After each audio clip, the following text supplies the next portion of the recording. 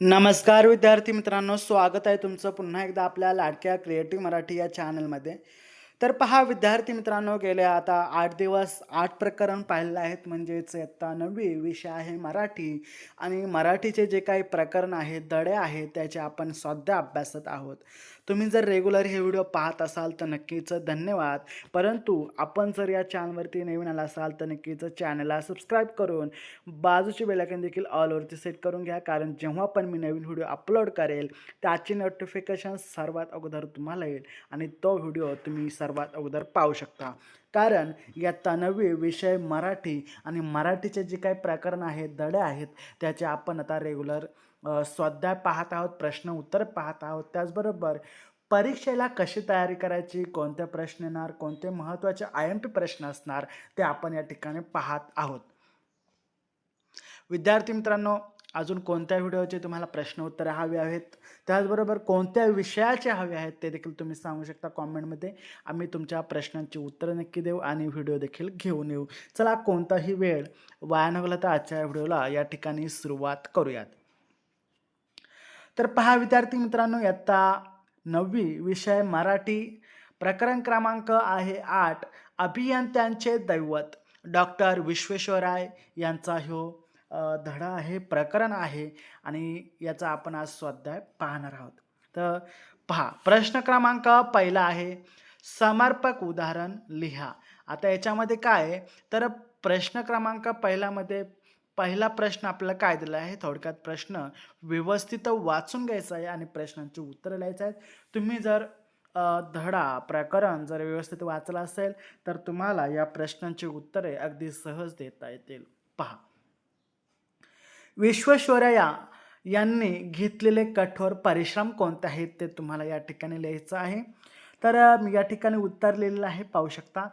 हैदराबादच्या मुसा नदीने रौद्र रूप धारण केले होते.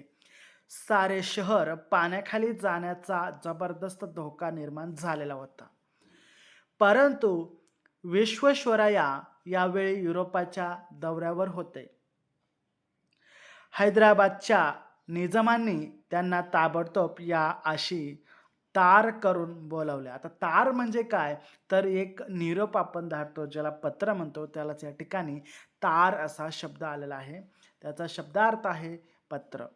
युरोपाचा दौरा अर्धवट सोडून विश्वेश्वराय हैदराबादला आले. तब्बल 6 महिने कठोर परिश्रम घेऊन मुसा नदी मानवाच्या ताब्यात राहील अशी त्यांनी कायमची व्यवस्था देखील केलेली आहे आणि तेच या ठिकाणी कठोर परिश्रम यांनी घेतले आहे. पहा पुढे, माणुसकीचे दर्शन. आता याचे उत्तर पहा. उत्तर आहे, विश्वेश्वरायांना सेवानिवृत्तीनंतर पेन्शन मिळत होती. जे की आपल्याला माहीत आहे, प्रत्येक व्यक्तीला सेवानिवृत्त झाल्यानंतर काही का होईना पेन्शन मिळण्यास सुरुवात होते. त्यांनी गरजेपुरते पैसे ठेवून सारी पेन्शन जी आहे ती गरीब विद्यार्थ्याच्या शिक्षणासाठी व शैक्षणिक संस्थांच्या उभारणीसाठी खर्च केली. इच्छा एकच, आपल्यासारख्या कोणी प्रतिकूल परिस्थितीशी झुंजत असेल तर त्याला प्रोत्साहन लाभावे. मानवतेचे मूल्य कृतीने जोपासणाऱ्या विश्वेश्वरायांनी माणुसकीचे असे लाभाचे लोभस दर्शन घडवले. यालाच म्हणतात माणुसकीचे दर्शन. त्यानंतर प्रश्न क्रमांक 2 पाहूयात विद्यार्थी मित्रांनो.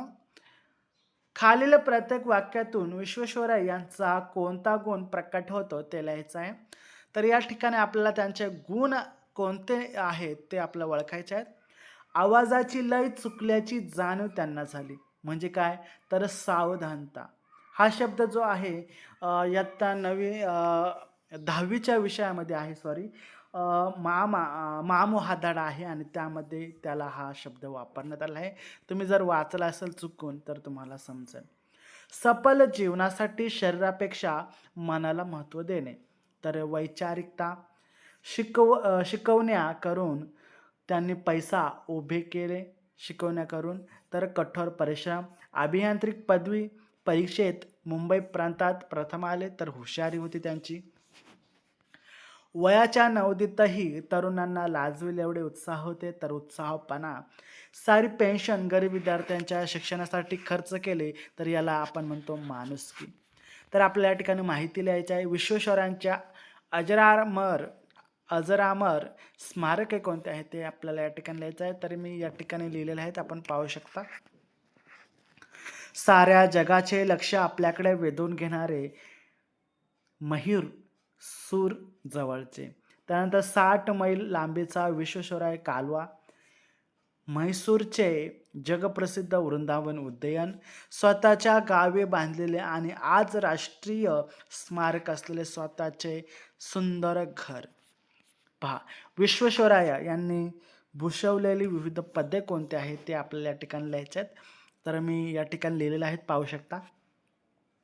मुंबई औद्योगिक शिक्षण समितीचे अध्यक्ष, नवी दिल्ली राजधानी समितीचे सल्लागार, भारतीय अर्थविषयक समितीचे अध्यक्ष आणि मुंबई महानगरपालिका काटकसर समितीचे अध्यक्ष. हे त्याचे उत्तर होते.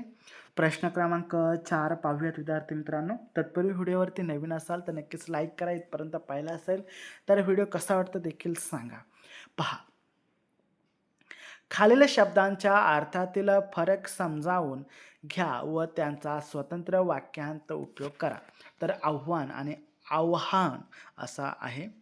तर आव्हान अर्थातील फरक. आव्हान, तर आव्हान म्हणजे निमंत्रण आणि आव्हान म्हणजे बोलावणे असा शब्द आहे. आता वाक्यामध्ये उपयोग करायचा आहे आपल्याला, तर या ठिकाणी मी ते देखील केलेलं आहे.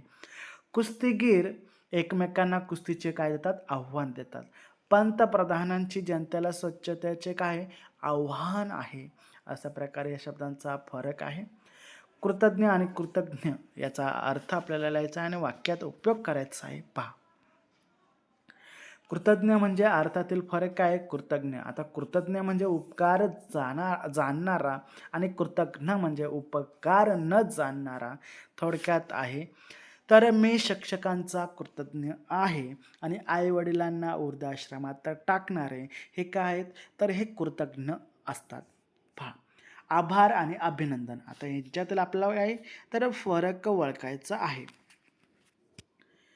अर्थातील फरक पहा, आभार आहे कृतज्ञता, अभिनंदन आहे गौरव. तर या ठिकाणी आपण त्याचं वाक्यामध्ये उपयोग केलेला आहे. पहा, मला पुस्तक आणण्यासाठी पैसे दिल्यामुळे मी ताईची आभारी आहे किंवा ताईचा आभारी आहे. आम्ही क्रिकेटमध्ये जिंकलो म्हणून सरांनी आमचे अभिनंदन केले. हे आपण त्याच्या वाक्यामध्ये उपयोग केलेला आहे. आता विनंती आणि तक्रार याच्यामध्ये काय फरक आहे ते आपल्याला जाणून घ्यायचं आहे. तर पहा, विनंती म्हणजे अर्ज आणि तक्रार म्हणजे फिर्याद. उदाहरणार्थ, आमचे काम त्वरित करण्याबद्दल मी अधिकाऱ्यांना विनंती केली आणि तेच जर आम्हाला नियमित पाणी पुरवठा होण्याबद्दल नागरिकांना महानगरपालिकेकडे काय केली तर तक्रार केली म्हणजे फिर्याद केली. या ठिकाणी असा होतो. पहा पुढे, खालील वाक्याचा मराठी भाषेत अनुवाद करायचा आहे विद्यार्थी मित्रांनो. पहा, he is an engineer of integrity, character and broad outlook. तर ते प्रामाणिकपणा, चारित्र्य आणि व्यापक दृष्टिकोन असलेले अभियंता आहे. आता याच्यामध्ये काय तर कॅरेक्टर म्हणजे काय तर चारित्र्य. ओके, इंजिनियर म्हणजे आपल्याला माहितीच आहे. तर या ठिकाणी दृष्टिकोन होतो. अशा प्रकारे हे शब्द आहे. ही म्हणजे तो, ओके, किंवा ते म्हणू शकता. अशा प्रकारे आपल्याला याचं ट्रान्सलेशन करायचं आहे. म्हणजे आणि प्रश्न क्रमांक 6 आपण वळत आहोत विद्यार्थी मित्रांनो, जो की आहे सोमत. विश्वेश्वरय्यांच्या दीर्घ जीवनाच्या पंचसूत्रीतून तुम्हाला होणारा बोध लिहा. मी या ठिकाणी त्यांचा बोध लिहिलेला आहे, आपण पाहू शकता.